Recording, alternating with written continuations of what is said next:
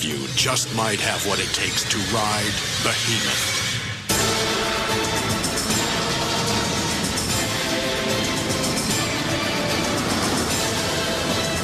Canada's tallest, biggest, fastest coaster ever.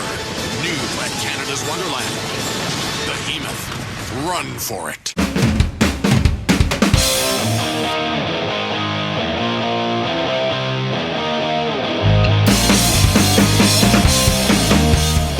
To most, a behemoth is a strong, powerful, and monstrous creature.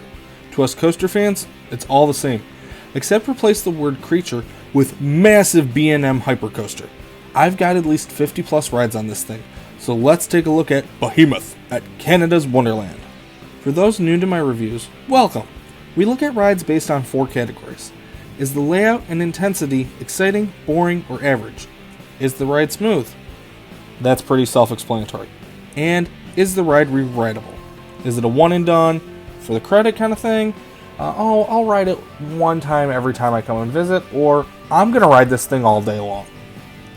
So as usual, let's look at the layout. Behemoth starts with a right-hand turn out of the station and begins its ascent up the 230-foot tall lift hill, and into the approximately 226-foot first drop.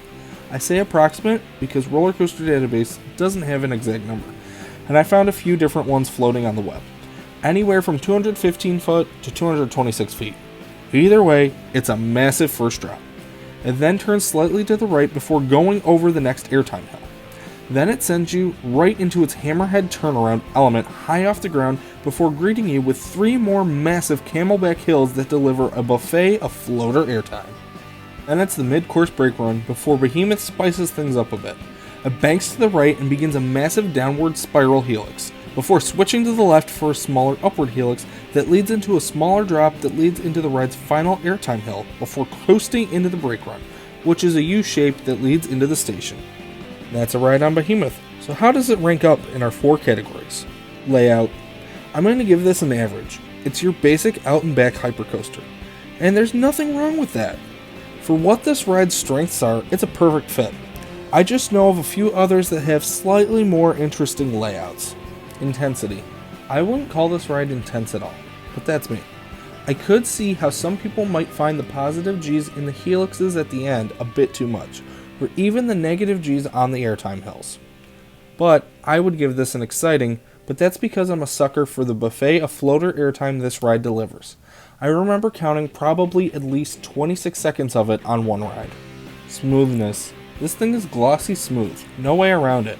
B&M have perfected this, and Behemoth is no exception. Rideability. There's no denying this is a re-ride. Hell, this is the kind of ride you just want to marathon all day, which I have on a few occasions. Overall, I find Behemoth to be a very enjoyable and airtime-filled ride, and this is my number 2 at Canada's Wonderland. This was my first B&M Hyper, and on my first visit, I actually preferred this to Leviathan. However, over the years, that opinion has changed. Between this being one of the rides where lately I can't get a break with being stapled on, which is more annoying than anything.